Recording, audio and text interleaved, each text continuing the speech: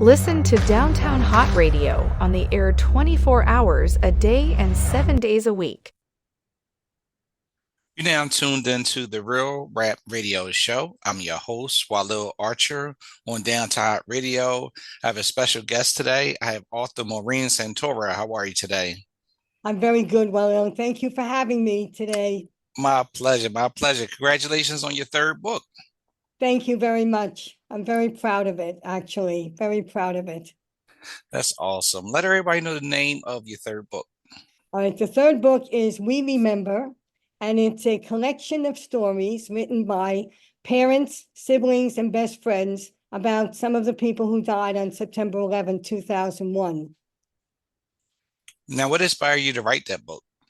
Well, I really, I was an educator for a very long time, and there are no books that are out for younger students. There's a lot of information for the older students, but not for the younger students. And so I have two books that were specifically for elementary school, and then this book is more for middle school and high school.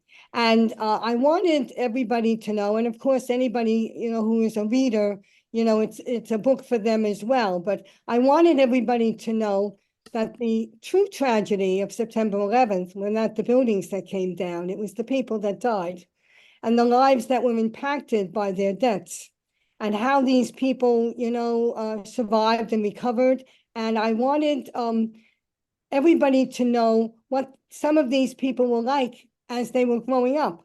So the stories were, I wrote to a lot of 9/11 family organizations, and I invited people to submit stories of their loved ones as they were growing up. And I said to them, please don't make them perfect because nobody is perfect, but tell the story about, who they were and what they became. And certainly have to mention September 11th, which is what they all did. And the stories that are in the book are the people who submitted the essays and the stories about their loved ones. And I didn't know any of these people before I wrote the book. So we all became friends as we were going through the journey of editing and, talking and, writing together. And I wanted everybody to know that these were average, ordinary people who were just simply going to work or simply going to rescue people who had absolutely nothing to do with what happened on 9/11, except that they were in the wrong place at the wrong time. And their families were destroyed for the most part and terribly affected and still are today. We're still involved in 9/11 activities and families are still grieving all these years later. But I wanted people to put, people in front of the buildings and the restoration of the site, which now is, quite beautiful. If anybody has been down to Ground Zero. But it was the people who died that were the most important thing to all of us, especially the family members, but it should be for the nation as well. Now, how were your creativity process for putting this book together? Well, I wanted the stories to be authentic. So I didn't include any of the wives because they didn't know these people when they were young. But I included parents and I included siblings and I included best friends who remember these individuals. And there are several stories written by best friends, who talk about, the friends that they lost, and what I asked everybody to do is to write in their own hand, in their own style. I didn't change the style of the writing. So each story is unique in a lot of ways. And the writing is, it's not, it's different. People decided to focus on different things, but they all spoke about, the growing up years and, going off to college or going off to work. And some of the stories, relate, firefighters. Some of them relate people who were in, the buildings. Some of them were people on the airplane. And, they were just wonderful. When I read the stories, I cried and I laughed because they told tales of real people. And I'm just very, very happy with, how the book came out. And we spent a great deal of time, talking together and emailing and being on the phone. And I feel I know these people now because, I've spent so much time with them. So I got a blessing in knowing people that I never would have known before, putting the book together. But I wanted it to be out, and I wanted people to know that this was the devastating effect of 9/11, that the people who died were the true sadness and the true, horror that occurred. Now, how did you go about locating the people to send in their stories? Well, what I did was I went online, and in the early days there were a lot of 9/11, organizations, and I simply wrote emails, to those in charge, and I said, would you please put out an email inviting anybody who wants to tell the story of their loved one, and have it be published in a in a book. Write to me and contact me. And so that's what happened. And I had a deadline, so I didn't extend it. There were other people who wanted to be in the book, but I had already passed the deadline and already gotten, it was, Xebris was the original publisher. I now, have redone the book because a lot of things have changed since, the original days. And so E-Wings publisher is the publisher of the current edition. So I've added things, and I invited everybody who wanted to write. And so they submitted their essays to me. And I guess because I'm a teacher, I had to, make sure that the spelling was correct and the grammar was correct. But that's really all I did. I did not change the style of the writing, and I did not change, the tone of the writing. But the stories that were written were just, they're very beautiful, and they're very compelling, and they put flesh to the people who died, so that they're real people, and they did not come across, as superheroes or super athletes or students. They were just average kids growing up and had dreams, and they had a supportive family, and I think that's what you need in life. And if you have that, you're a successful adult. So true, so true. So you didn't use an editor, you edit the book yourself? I edited the book myself, yes. And Wow.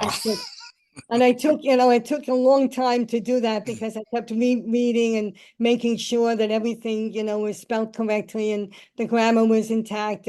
But, as I say, I was a teacher for a very long time. And even though I spent most of my career teaching little kids, I did teach older kids in the beginning of my career. So, you learn those skills, as a teacher, and you can't change your style. I have great difficulty texting now because if it's not spelled correct, I have to go back and change and make sure that, what I've written is spelled correctly. That's just part of my nature. And so I spent a lot of time doing that. And then, of course, I, wrote back to the families, and I said, this is, the edited, what do you think? Is there anything you want to change? And we were in dialogue for a long time, and everybody was satisfied, and we all decided, that this was something that was important. And all of the families told me how difficult this was to write about people that they had loved and they had lost. But they did it anyway, and to their credit, the book is now, in print, and it's forever. Well, I'm sure that had to be difficult for them to visit that, sure. How many different families did you have, or different stories?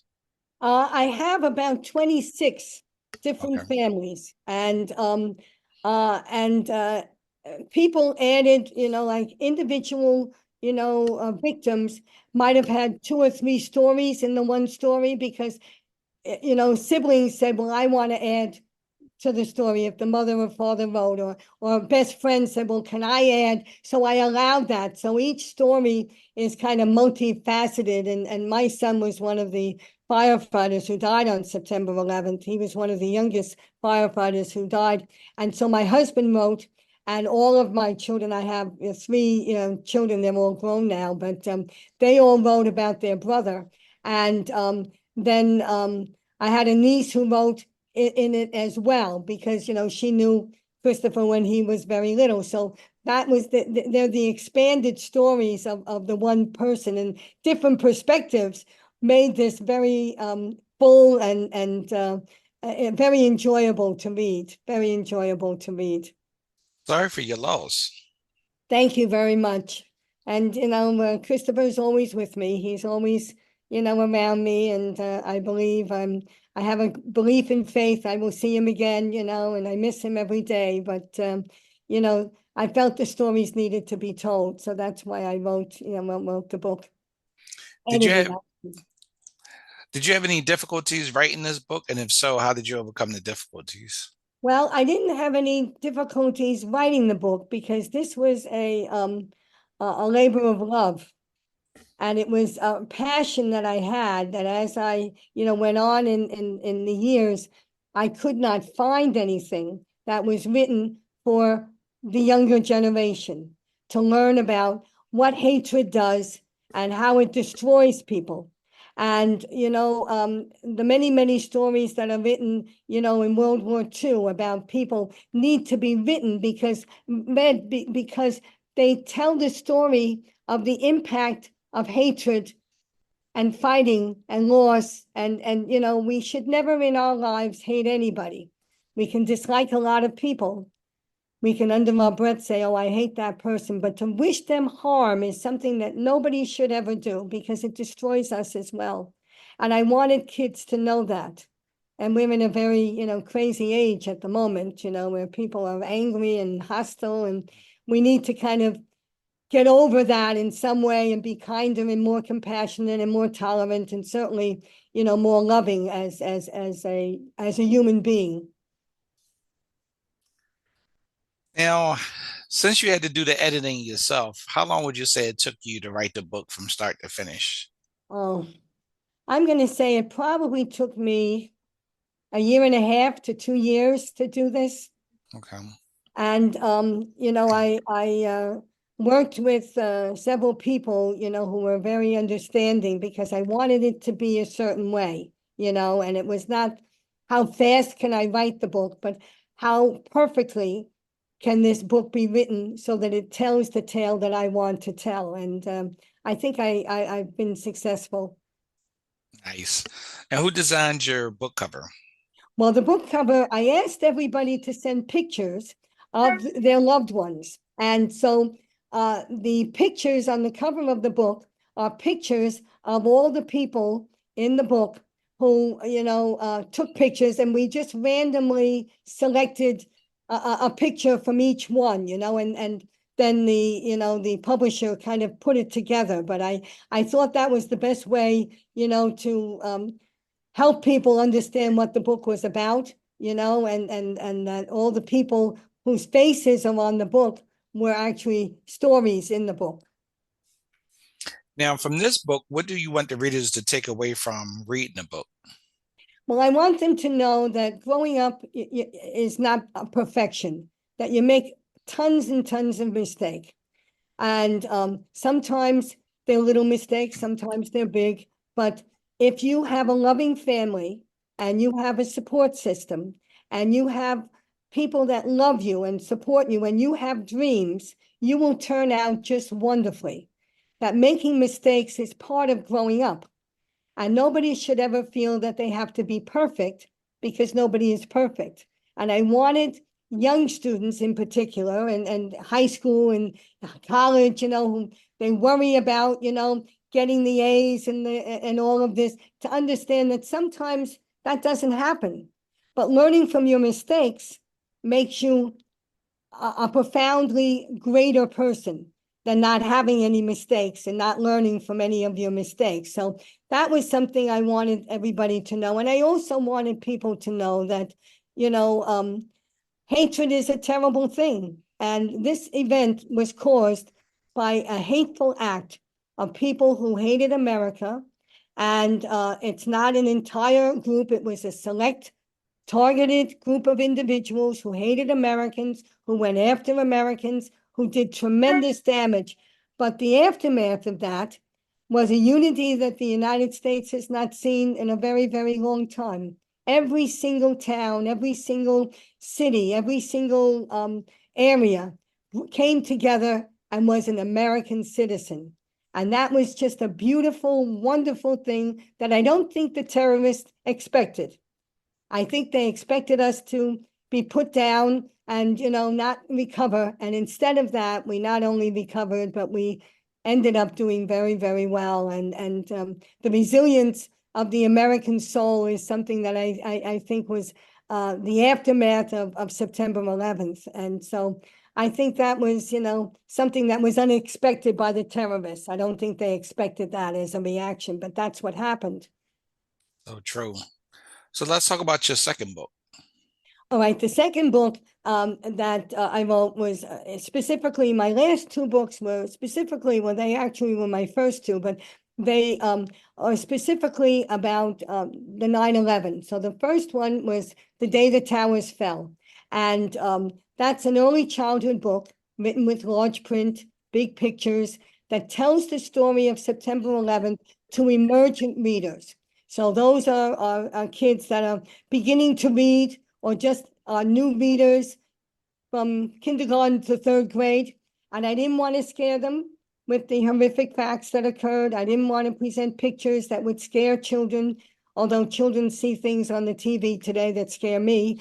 But I wanted to present the story, and the message from that book was that, again, hatred is a terrible thing, and we should never, never hate anybody. And in our lifetime, as we grow up, we can disagree with people, but we should never try to wish them harm.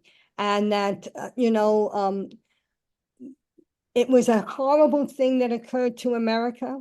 And we need, as Americans, to become pro-American. So that was the one of the books. And the other book is a book about my son. And I wrote that book specifically, again, for younger children, big pictures, larger print.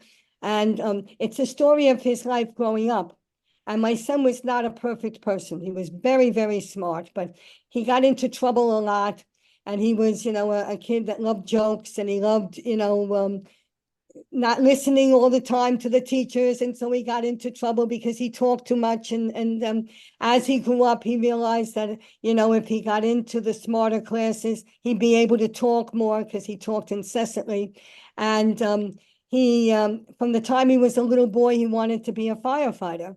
So that book tells, the story of Christopher growing up, and of course the mistakes he made, and corrected and evolved into this wonderful adult. But he fulfilled his dream at 23, and he became a firefighter, which was what he wanted. And I wanted kids to know that everybody should have dreams in their life.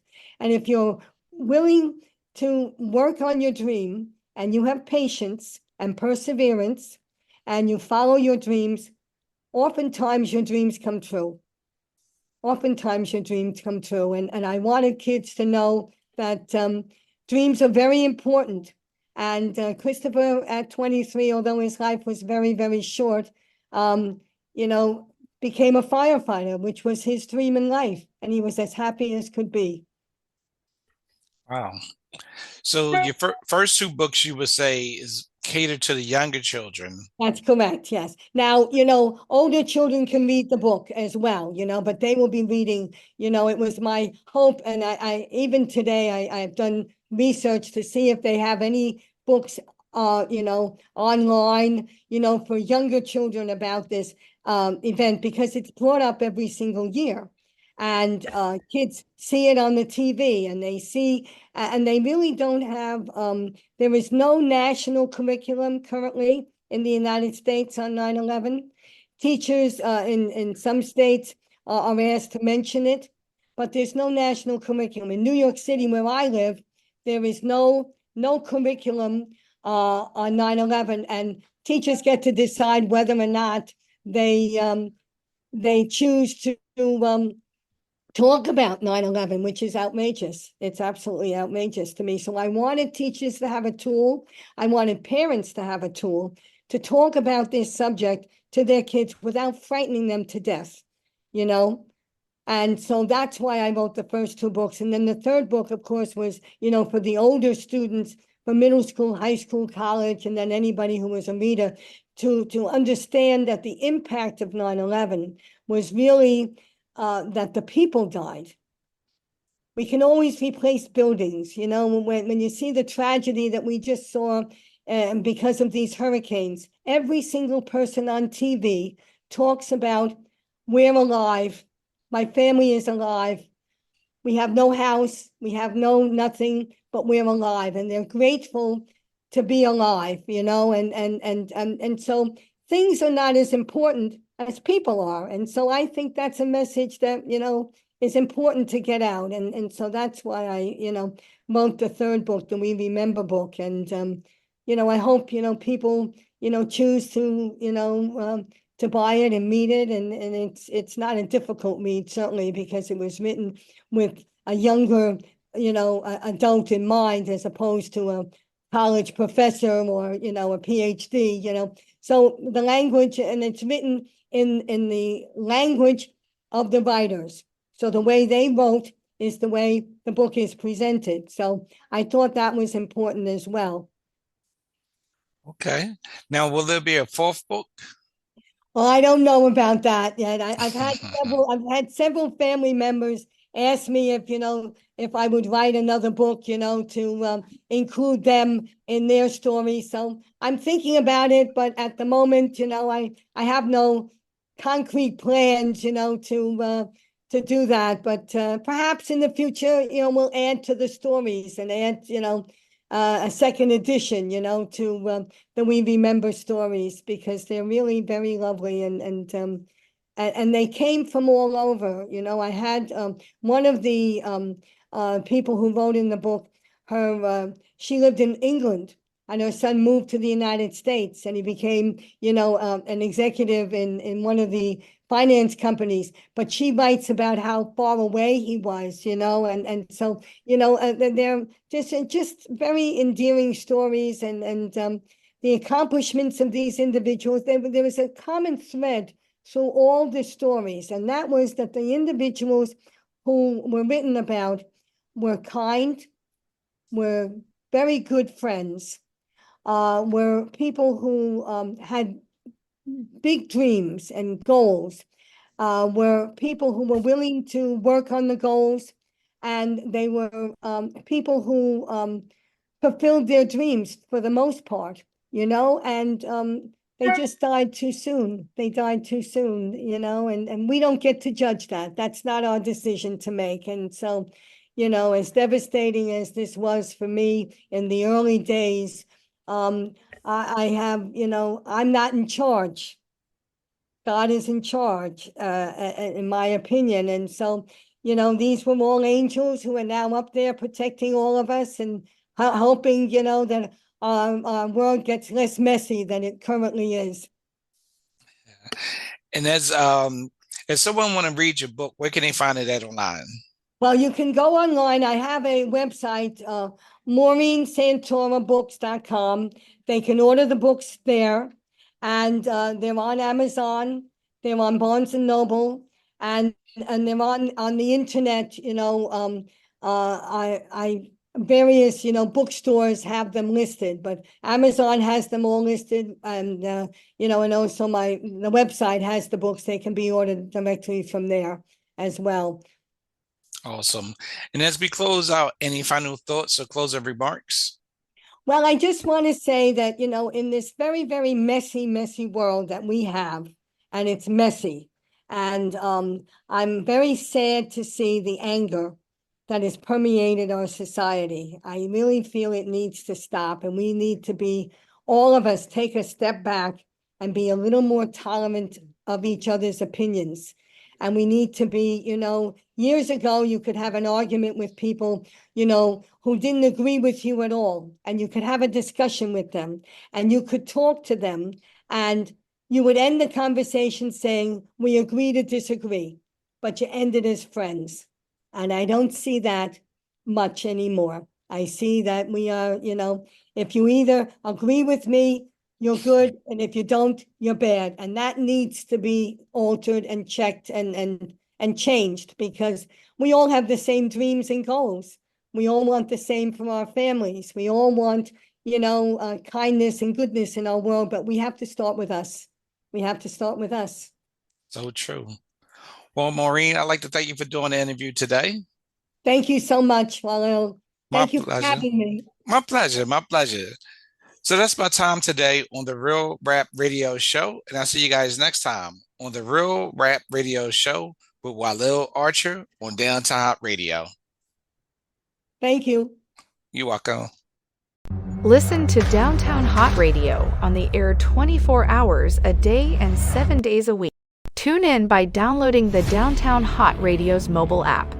Listen on our website, www.downtownhotradio.com.